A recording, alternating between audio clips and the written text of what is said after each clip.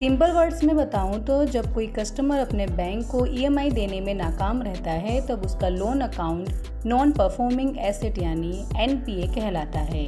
नियमों के हिसाब से जब किसी लोन के ईएमआई प्रिंसिपल्स या इंटरेस्ट ड्यू डेट 90 दिन के अंदर नहीं आती है तो उसे एनपीए में डाल दिया जाता है।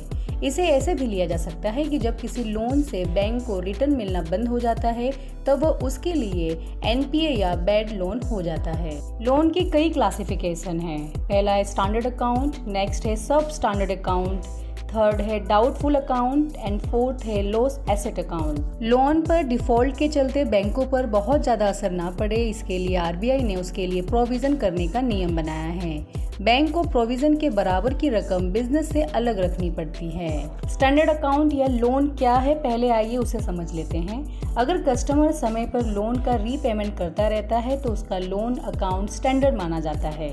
बैंकों की फाइनेंशियल सुरक्षा को देखते हुए बैंकिंग रेगुलेटर आरबीआई के बनाए नियमों के मुताबिक बैंकों को स्टैंडर्ड लोन के लिए भी प्रोविज़न करना पड़ता है। स्टैंडर्ड लोन के लिए बैंकों को उसके 0.40% के बराबर की रकम की प्रोविजनिंग करनी पड़ती है। कमर्शियल रियल एस्टेट के मामले में यह 1%, जबकि छोटे बिजनेस के लिए 0.25% है। आइए पहले सब स्टैंडर्ड एसेट होता क्या है उसे समझ लेते हैं। जब कोई एसेट 12 महीने या कम समय तक एनपीए रहता है तो वो सब स्टैंडर्ड एसेट कहलाता है। ऐसे लोन में कस्टमर का नेटवर्थ या चाल सिक्योरिटी की मार्केट वैल्यू इतनी नहीं होती है कि उससे बाकी हुई अमाउंट की वसूली हो सके। सब स्टैंडर्ड लोन के लिए बैंक को बाकी की रकम के 15% के बराबर की प्रोविजनिंग करनी पड़ती है। जिस लोन पर कोई सिक्योरिटी नहीं होती है उसमें बैंक को 10% से ज्यादा की प्रोविजनिंग करनी पड़ती है। अब डाउटफुल एसेट क्या होते हैं उसे समझते हैं। जब कोई एसेट 12 महीने तक सब स्टैंडर्ड में रहता है तब वो डाउटफुल एसेट की कैटेगरी में आ जाता है। ऐसे लोन के ड्यू की वसूली की संभावना बहुत कम होती है।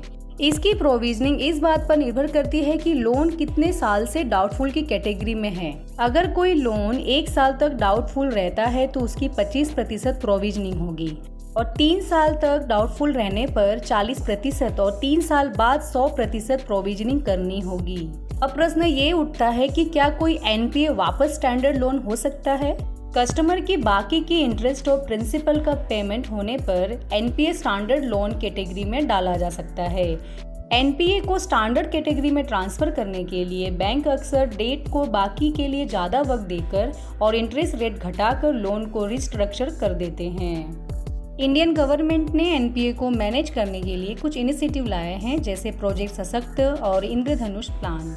कंक्लूजन, एनपीए बैंकिंग क्षेत्र के लिए एक बड़ी चिंता का विषय है और यह देश की इकोनॉमिक ग्रोथ पर इम्पोर्टेंट इम्पैक्ट डाल सकता है। बैंकों के लिए एनपीए की पहचान, प्रबंधन और वसूली के लिए एक उचित ढांचा होना महत्वपूर्ण है। प्रोजेक्ट सशक्त और इंद्रधनुष जैसी सरकार के नेतृत्व वाले आगे की पहल बैंकिंग क्षेत्र को मजबूत करने और लंबी अवधि में संपत्ति की गुणवत्ता में सुधार करने में मदद कर सकती है।